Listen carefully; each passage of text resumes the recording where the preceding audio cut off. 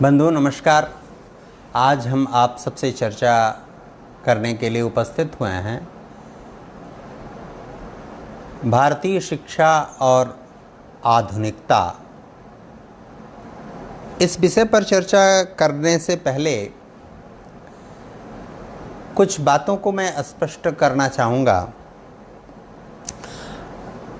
क्योंकि आधुनिकता को लेकर लोगों के मन में अनेक प्रकार के पूर्वाग्रह, अनेक प्रकार की उत्कंठा, अनेक प्रकार की बेचैनी और एक प्रकार से आधुनिकता को लेकर हौवा खड़ा रहता है कि ये बहुत अच्छी चीज़ है। और यह एक ऐसी विशिष्टता है जिस विशिष्टता को एक स्वर से पूंजीवाद और वामपंथ दोनों स्वीकार करते हैं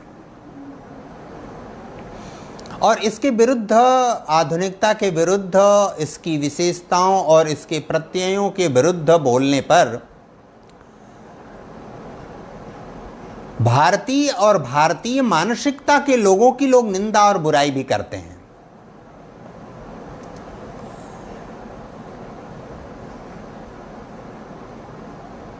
एक सज्जन एक दिन मुझे मिले, ये मुझे लगता है जनवरी या फरवरी की बात है। उनकी आयु लगभग 70 वर्ष है।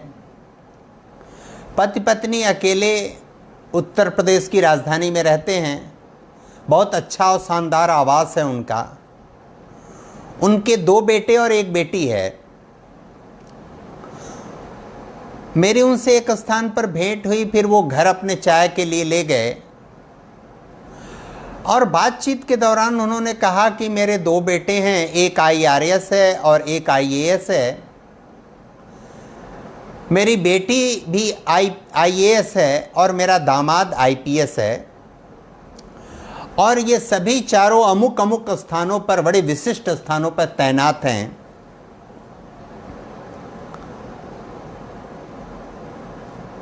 मैंने कहा अगर ऐसी स्थिति है तो फिर आप यहाँ क्या कर रहे हैं? उन्होंने कहा कि ये जो जनरेशन गैप है उसके 3 कारण हैं जिसके नाते मैं यहाँ हूँ। एक तो उनके काम काज में, उनके रहन सहन में, उनके वातावरण में, उनकी परिस्थितियों से हमारा मेल नहीं खाता। दूसरी चीज, हम जहाँ रहते आए हैं उसके प्रति हमारा लगाव है।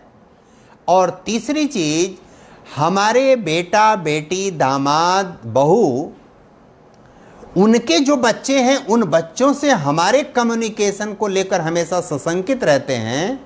वे बुरा मानते हैं कि इनको ऐसे नहीं ऐसे रहने दीजिए, इनको ऐसे नहीं ऐसे रहने दीजिए, इनको भोजपुरी मत बात करिए, इनको केवल इंग्लिश में बात करिए, सामान्य हिंदी में भी, खड़ी बोली में भी आप इनसे बात मत करिए, आदि आदि बहुत सारी हिदायतें देते हैं।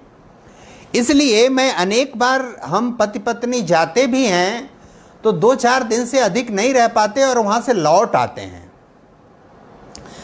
हमने कहा कि ये तो बड़ा दुखद है ये परिस्थिति। तो उन्होंने कहा कि ये आधुनिक जीवन शैली है, इसके लिए मैं क्या कर सकता हूँ?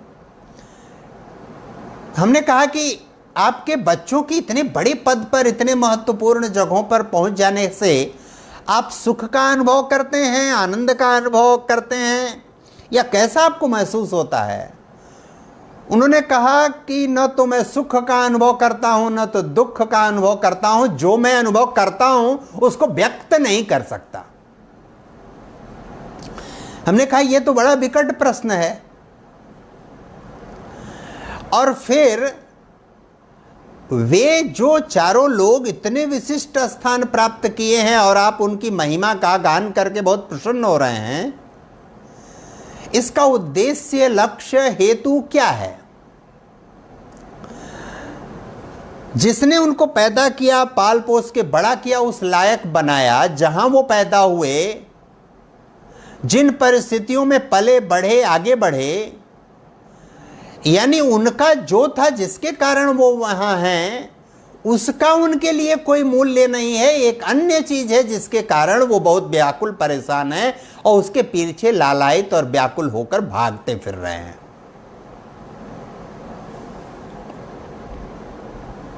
उन्होंने कहा यही विडंबना है, यही पीड़ा है, यही दुख है, यही कष्ट है और इसका समाधान अब इस आयु में मुझे दिखता नहीं है। लोक लाज और समाज की दृष्टि से, भय से मैं इन परिस्थितियों के विषय में नकारात्मक बात तो नहीं कर सकता।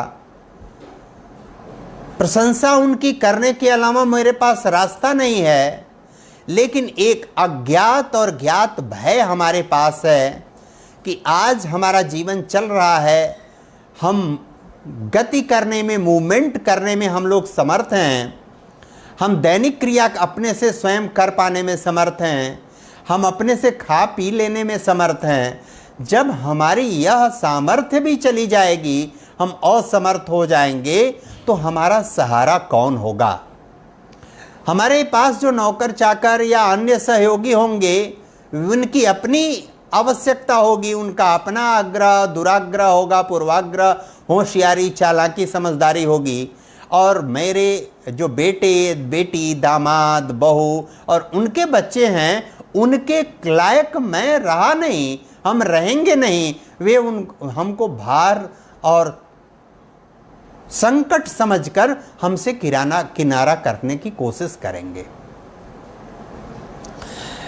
फिर एक कवि की कविता मैंने सुना और उस कवि ने कहा कि दो बेटे थे, बड़े योग्य और काबिल थे, पिता मर गए थे, अकेली माँ थी और ये बंटवारा हो गया था। एक कमरे में माँ रहती थी कि एक महीना एक बेटा उनको खिलाएगा पिलाएगा देखभाल करेगा, दूसरे महीने में दूसरा बेटा खिलाएगा पिलाएगा देखभाल करेगा। और जिस महीने में 31 का महीना पड़ जाता था, यह गणित, यह कैलकुलेशन गड़बड़ा जाता था। उस 31वें दिन उस माँ को भूखा रहना पड़ता था, उससे पूछने कोई नहीं आता था। वे सोचते थे वे पूछेंगे, वे सोचते थे वे पूछेंगे। आधुनिकता का आशय क्या है? परसों मैं आपसे आधुनिकता और उत्तर आधुनिकता पर चर्चा करूंगा। आधुनिकता कहते किसे हैं? आधुनिकता होती क्या है? अनेक बार जो दर्शन शास्त्र बहुत ठीक से जानते हैं, जिनको बुद्धि की अपच भी आप कह सकते हैं, वह कहते हैं कि आधुनिकता एक दार्शनिक दृष्टिकोण है, इसका समय से कोई संबंध नहीं है। अंग्रेजियत के पोषक ऐसे लोग जब कहते हैं कि इसका समय से कोई संबंध नहीं है, तो उनसे मैं बात करता हूं कि जिस मॉडर्न या मॉडर्नाइजेशन या मॉडर्निज्म का यह पर्यायवाची या यह उसका अर्थ बताते हैं आप, आधुनिकता, आधुनिकीकरण आदि, उसकी जो उत्पत्ति है, उत्पत्ति का जो उसका शब्द है वह है मोडो और मॉडर्नस। इन दोनों शब्दों का अर्थ होता है अभी का, बस अभी अभी। अभी यानी समय का सूचक हुआ अभी। और दर्शन के अध्येता, बहुत दार्शनिक दृष्टिकोण रखने वाले बताते हैं कि वास्तव में यह समय से इसका कोई संबंध नहीं है।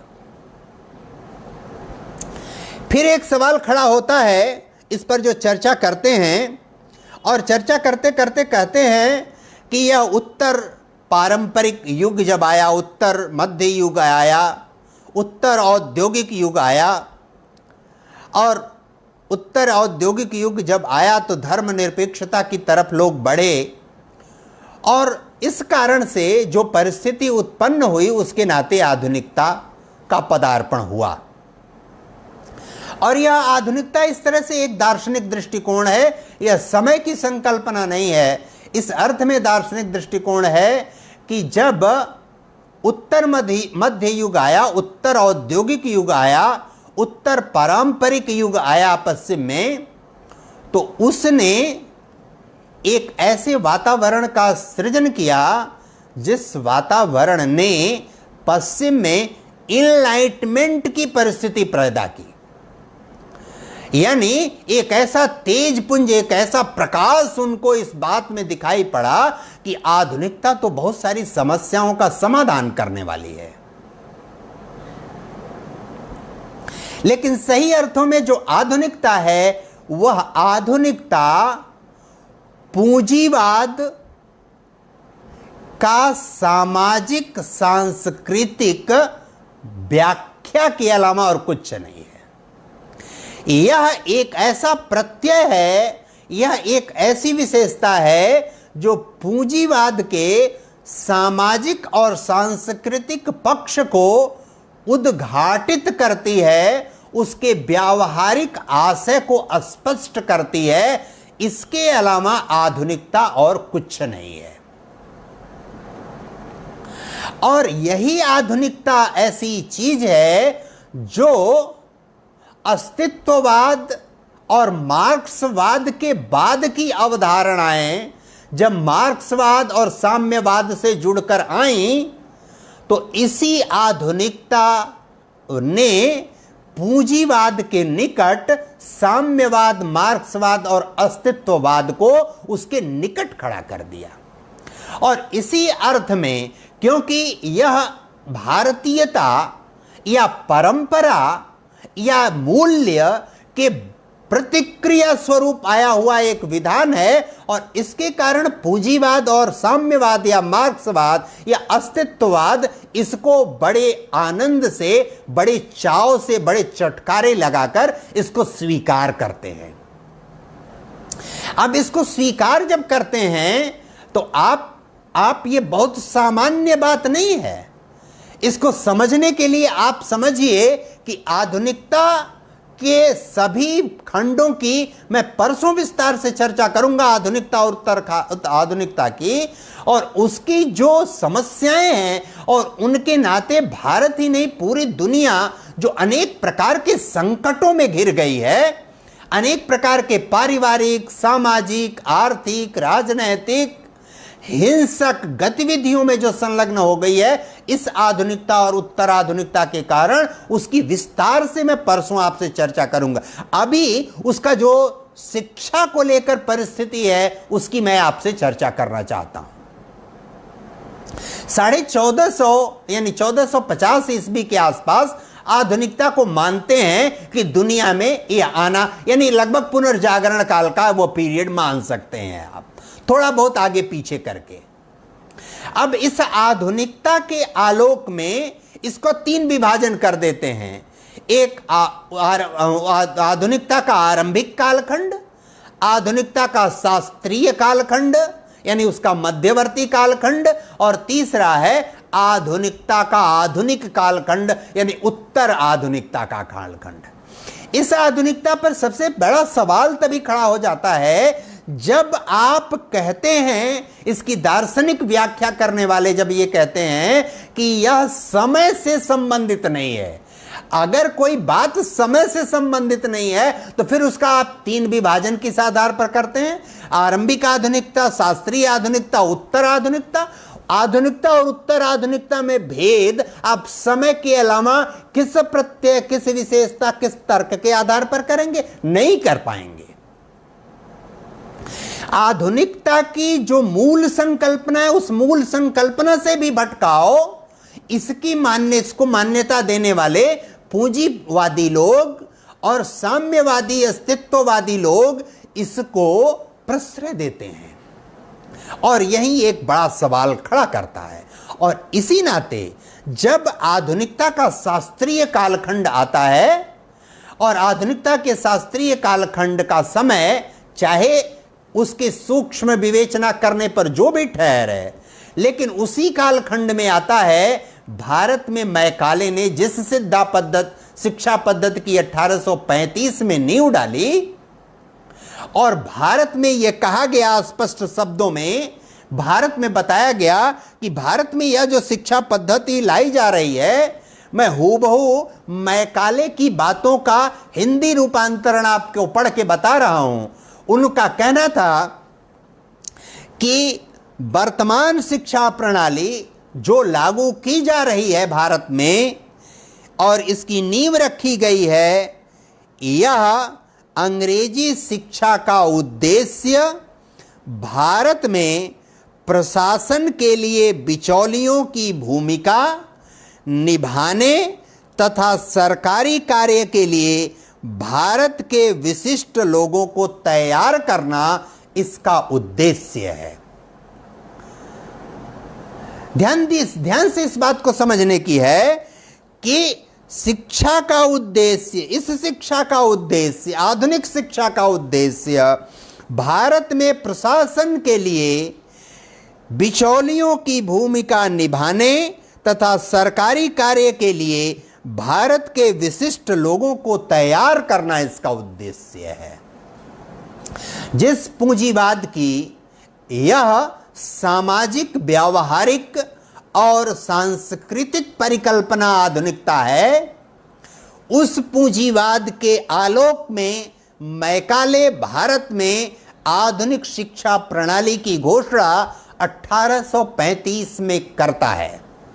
और उस आलोक में जब करता है तो उसी के कारण आज भारत की सामाजिक, सांस्कृतिक, आध्यात्मिक चेतना, आर्थिक और राजनीतिक परिदृश्य में यह बहुत ही नकारात्मक परिवर्तन कर रहा है। परिवार समाज टूट रहा है, भाई भाई के खून का प्यासा हो रहा है, पिता पुत्र में वर्षों बातचीत बंद है, माँ बाप आपस में वर्षों बातचीत नहीं करते।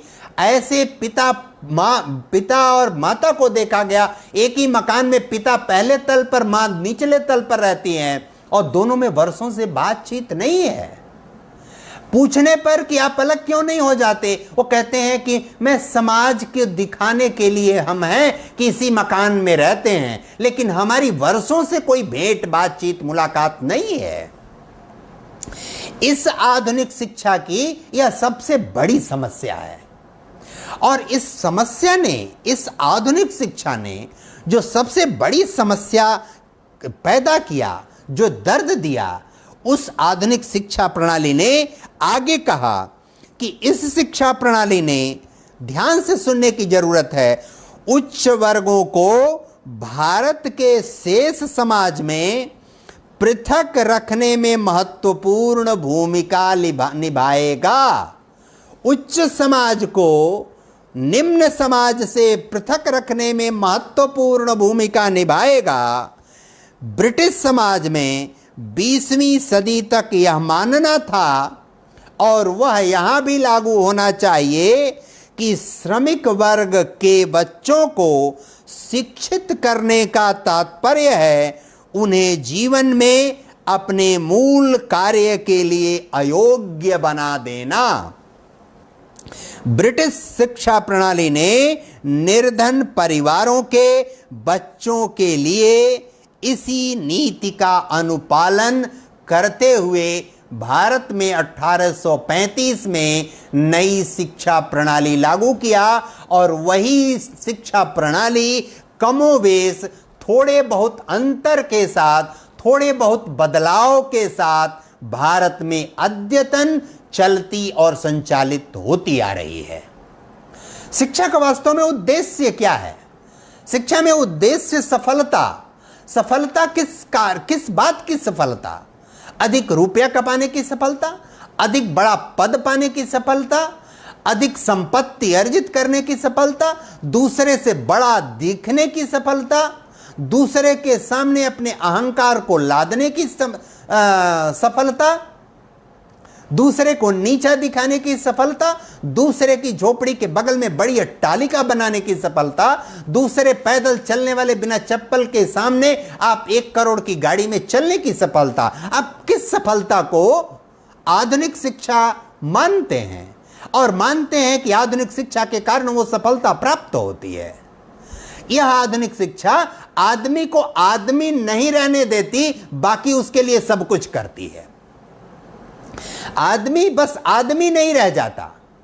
आदमी के मूल्य, आदमी की मान्यताएं, आदमी की आदमियत, आदमी की मनुष्यता, आदमी का व्यक्ति होना, व्यक्त, सटीक, समुचित, उचित व्यक्त करने की जो योग्यता, क्षमता है, वह यह तिरोहित कर देता है।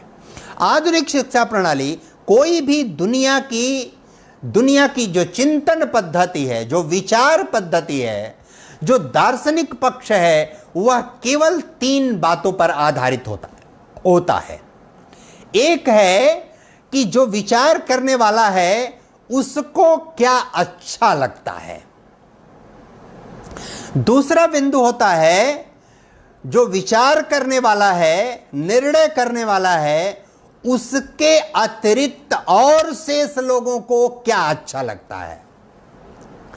और तीसरी चीज होती है कि इस प्रकृति और सृष्टि जिसमें वे दोनों पैदा हुए हैं, जिस सृष्टि और प्रकृति ने उनका पालन पोषण किया है, उनको आधार प्रदान किया है, उनको जीवन दिया है, उसका उद्देश्य क्या है, यानी उसको अच्छा क्या लगता है, उस प्रकृति और सृष्टि को क्या अच्छा लगता है।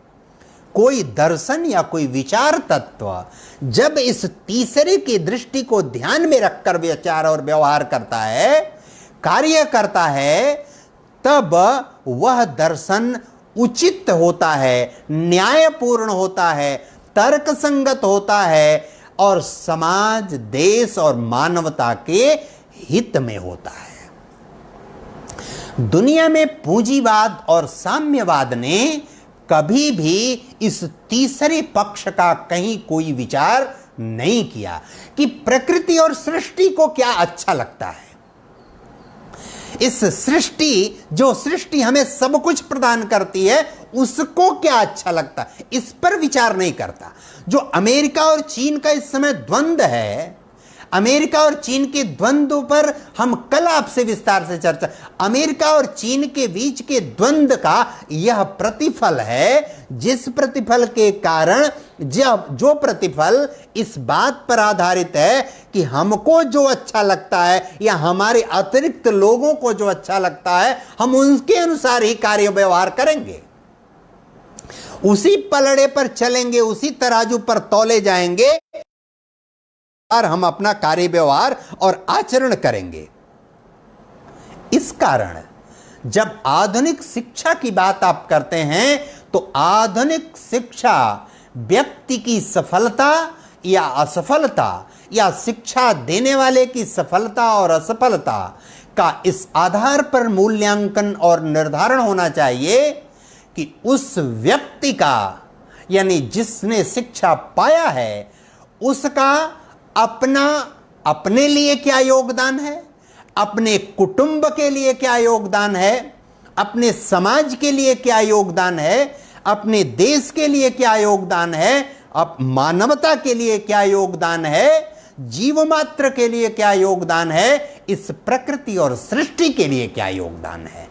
अगर इनमें कोई वह कंस्ट्रक्टिव या सकारात्मक कंट्रीब्यूशन नहीं करता तो वह असफल व्यक्ति है, वह अयोग्य व्यक्ति है, समाज का द्रोही व्यक्ति है, वह मनुष्य नहीं है, वह पशु है।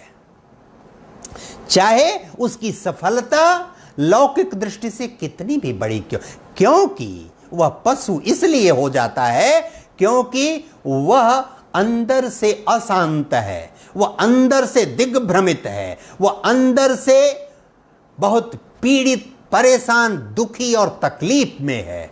उसके अंदर कोई भी आनंद और सुख का भाव नहीं है, वह अंदर से प्रसन्न नहीं है। उसके पास चाहे कुछ भी हो जाए, अमेरिका के पास सब कुछ होकर, चीन के पास सब कुछ होकर आज दुनिया में सर्वाधिक संघर्ष के लिए उद्यत देश हैं। जो लोग आघाते नहीं थकते हैं, थकते नहीं है आघात, या कहते हुए या व्याख्या, कितनी चीन ने प्रगति कर ली, चीन के प्रगति का कितना लंबा वातावरण बन गया। अमेरिका ने कितनी प्रगति कर ली, वहां की सड़कों पर धूल का एक कण आप नहीं देख सकते। वहां ऐसा हो गया, वहां वैसा हो गया, वहां ऐसे हो गया। क्या वैभव का बखान करते हैं।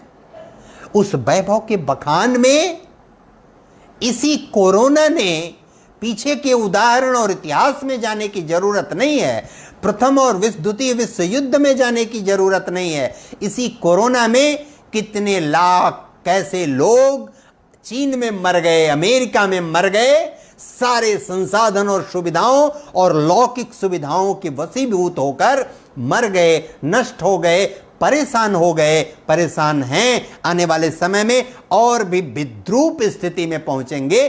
आखिर आधुनिकता और विकास का यही मानदंड है, तो उनको सर्वाधिक सुखी होना चाहिए। भारत में भी कोरोना और कोविड-19 का प्रकोप है, भारत भी दुखी और पीड़ित है, हम आप सभी दुखी और पीड़ित हैं, लेकिन तुलनात्मक रूप से दुनिया के देशों की अनुपात में हम सबसे कम दुखी और पीड़ित हैं, हम सबसे कम तकलीफ में हैं, हम सबसे कम पीड़ा में हैं, हम सबसे अपेक्षाकृत दुनिया में सबसे निचले पायदान में हैं दुख की दृष्टि से, तुलनात्मक रूप से। इसका कारण केवल यह है कि हम उस मानदंड पर चलने के अभ्यासी नहीं हैं, लेकिन आज भारत में कुछ लोग और दुनिया के लोग हमको उसी मानदंड पर चलाने के लिए प्रेरित कर रहे हैं। हम भारत के शिक्षण संस्थानों की इस बात के आधार पर मूल्यांकन करते हैं कि कितने बड़े उद्योगपति पैदा हो गए, कितने प्रशासनिक अफसर पैदा हो गए, कितने बड़े इंजीनियर पैदा, कितने बड़े साइंटिस्ट पैदा हो गए, कितने बड़े प्रोफेसर पैदा हो गए, कितने बड़े ब्यूरोक्रेट पैदा हो गए, कितने बड़े पॉलिटिशियन पैदा हो गए, कितने बड़े आदमी पैदा हुए। इस आधार पर किसी संस्थान का मूल्यांकन क्यों नहीं हो रहा है? समाज में सकारात्मक, अच्छा, सुंदर योगदान किसने दिया है, इसकी चर्चा क्यों नहीं हो रही है? यदि इसकी चर्चा होगी तो दुख का, पीड़ा का, क्लेश का सबसे कम अंश ऐसे स्थानों पर ही रहेगा। भारत में आधुनिक शिक्षा भारत को, दुनिया को गर्त में ले जा चुकी है, बड़ी तेजी से ले जा रही है। भारत भी उस आगोश में न आए, इसकी रक्षा करना हम आप सबका परम कर्तव्य है कि हम उसकी रक्षा करें, हम भारत को उस दिशा से जाने से बचाएं, रोकें, क्योंकि आधुनिकता अपने आप में अभिशाप है, कलंक है। आधुनिकता का अर्थ वस्तुओं और सेवाओं की अधिकतम उपभोग करने की प्रवृत्ति है। आधुनिकता का अर्थ हाथ से खाने के बजाय चम्मच से खाना है। आधुनिकता का अर्थ जिस जमीन पर पैदा हुए हैं उस जमीन को छोड़कर ऊंचे कुर्सी पर बैठ के खाना है। आधुनिकता का अर्थ मनुष्यता का त्याग करना है। आधुनिकता का अर्थ अपने बड़ों का अपमान करना है। आधुनिकता का अर्थ गरीबों का अनादर करना है। आधुनिकता का अर्थ जो श्रमिक वर्ग है उसको मजाक का पात्र बनाना है। आधुनिकता का अर्थ हम भारत में जो सीखते आए हैं कि जो हमसे वय में बड़ा है, जो हमसे पद में बड़ा है, जो हमसे ज्ञान में बड़ा है, वह हमारे लिए आदरणीय है। आधुनिकता इन तीनों को नष्ट करता है। उम्र में भी बड़ा हुआ तो क्या हुआ, हम हेलो डैड बोलते हैं तो आधुनिक कहलाते हैं, और हम पैर छू के पिताजी का प्रणाम करते हैं तो हम दकियानुसी पारंपरिक कहलाते हैं। हमारा अनादर महसूस करते हैं, हम लोग हम पर हंसने लगते हैं। हम इसका विचार क्यों नहीं करते कि उचित अनुचित क्या है? हम लोग हंसते हैं, हंसने दीजिए, उन हंसने वालों पर थूक दीजिए आप। यह आधुनिकता नहीं है। आधुनिकता जो दुनिया में उसका वायुमंडल बनाया जा रहा है, जो प्रचार किया जा रहा है, जो बताया जा रहा है, भाषा, अंग्रेजी आप बोलेंगे तो आधुनिक कहलाएंगे, कम कपड़े पहनेंगे तो आप आधुनिक कहलाएंगे, आप संस्कारों से दूर हो जाएंगे तो आधुनिक कहलाएंगे, बिना शादी विवाह किए किसी के साथ घूमेंगे टहलेंगे तो आधुनिक कहलाएंगे। माँ बाप के बिना इन्वॉल्वमेंट के हम शादी विवाह कर लेंगे तो आधुनिक कहलाएंगे। यह जो सारी आधुनिकता का आडंबर है, यह आधुनिकता भारत नहीं, दुनिया के समाज को, दुनिया की संस्कृति को, दुनिया की सभ्यता को, दुनिया की मनुष्यता को लील रही है, खा रही है, समाप्त कर रही है। और इसी आधुनिकता के कारण पुत्र चाहता है कि उसका पिता जब असहाय असमर्थ हो जाए तो जल्दी मर जाता, इसकी सेवा नहीं करनी पड़ती, इसका कोई उपयोग नहीं है, इसके रहने की कोई जरूरत नहीं है। उस पुत्र का पुत्र कहता है डैडी मैं इन गंदे लोगों के साथ नहीं रह सकता। यह आधुनिकता का परिवेश हो गया। उसकी बहू कहती है मैं इनके साथ नहीं रह सकती। ये भोजपुरी बोलते हैं, ये ऐसे रहते हैं, गंदे तरीके से रहते हैं, ये पहनते हैं, वो खाते हैं, ऐसे रहते हैं। हम इन सब चीजों को लेकर जो आधुनिकता समझते हैं, वह आधुनिकता मनुष्यता से व्यक्ति को दूर करती है, समाप्त करती है, उसको नष्ट करती है। और इस आधुनिकता में शिक्षा में सेंध मारकर, शिक्षा में घुसकर, शिक्षा का जो सत्यानाश भारत में किया है, वह भारत को भारत रहने नहीं देगा। आने वाले 20-30 वर्षों तक शिक्षा की यही अवस्था यदि रही, आधुनिकता के आलोक में यदि शिक्षा देखी गई, समझी गई, जानी गई, तो वह शिक्षा नहीं रहेगी। तकनीकी को आधुनिकता नहीं कहते। यह बात हमेशा, आधुनिकता वह विकृत मानसिकता है जिस विकृत मानसिकता ने समाज को, संस्कृति को, सभ्यता को, देश को, मानवता को कलंकित कर दिया और उस पर प्रश्नवाचक चिन्ह लगाकर काला धब्बा लगा दिया। इसलिए आधुनिकता निंदनीय है, घृणित है, तिरस्कृत करने योग्य है समाज द्वारा। आधुनिक शिक्षा तो बात करने की चीज भी नहीं है, वह विचार करने की भी चीज नहीं है, देखने की भी चीज नहीं है। शिक्षा और ज्ञान का अर्थ सफलता की बड़ी बड़ी मानक तय करता है। शिक्षा और ज्ञान का अर्थ व्यक्ति को एपीजे अब्दुल कलाम बना देता है। शिक्षा और ज्ञान का अर्थ व्यक्ति को रामकृष्ण परमहंस बना देता है, विवेकानंद बना देता है। शिक्षा और ज्ञान का अर्थ व्यक्ति को क्या नहीं दे देता, क्या लोकमान्य बाल गंगाधर तिलक, महामना मदन मोहन मालवीय बना देता है, छत्रपति शिवाजी बना देता है, महाराणा प्रताप बना देता है, चंद्रशेखर वेंकटरमण बना देता है। इस कालखंड में गुरुमूर्ति बना देता है, इसी कालखंड में डॉक्टर शंकर दयाल शर्मा बना देता है। इसी कन के इन लोगों के, व्यक्तियों के जीवन की गहराई में उतर कर आप देखिएगा तो पता चलेगा कि कितने बड़े मनुष्य थे वो। इस आलोक में इसको समझने और जानने की जरूरत है। अगर इसको हम समझ और जान नहीं सकते, सफलता के आधार हजार हैं। जिस मार्ग पर अब चलना चाहिए, उस किसानी और खेती करने वाले ऐसे लोग मिलते हैं, आयुर्वेद पर काम करने वाले ऐसे लोग मिलते हैं, फल सब्जी बेचने वाले ऐसे यशस्वी लोग मिलते हैं कि आप उनसे बात करके कृतकृत्य हो जाएंगे, धन्य हो जाएंगे। लगता है कि हमारे पास बड़ी बड़ी डिग्रियां होकर भी कोई अर्थ नहीं है, कोई प्रयोजन नहीं है उसका। इसलिए मैं आज अपने इस वक्तव्य में इस बात की कठोर शब्दों में आधुनिकता और आधुनिक शिक्षा की निंदा करता हूं और हमको ऐसे मार्ग पर चलना चाहिए। आधुनिकता समय का सूचक है। आधुनिकता कोई और प्रत्यय नहीं है। जो उसकी दार्शनिक दूसरी व्याख्या करते हैं वह गंदी व्याख्या करते हैं।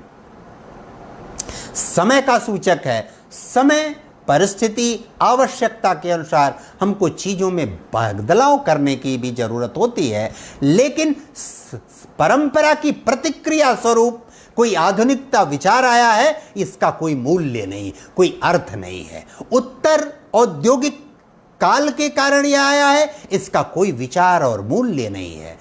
उत्तर मार्क्सवाद और अस्तित्ववाद के कारण आया, इसका कोई विचार और मूल्य नहीं है। यह पूंजीवाद का सांस्कृतिक और सामाजिक पक्ष है, दर्शन की दृष्टि से इसका कोई मूल्य और औचित्य नहीं है इस तरह की व्याख्या का। आज इस अवसर पर इतना निवेदन करते हुए हम अपनी बात पूर्ण करते हैं। कल चीन और अमेरिका के द्वंद्व का वर्तमान संदर्भ, इस पर हम आपसे चर्चा करेंगे शाम 6 बजे। परसों आधुनिकता और उत्तर आधुनिकता पर विस्तार से चर्चा करेंगे।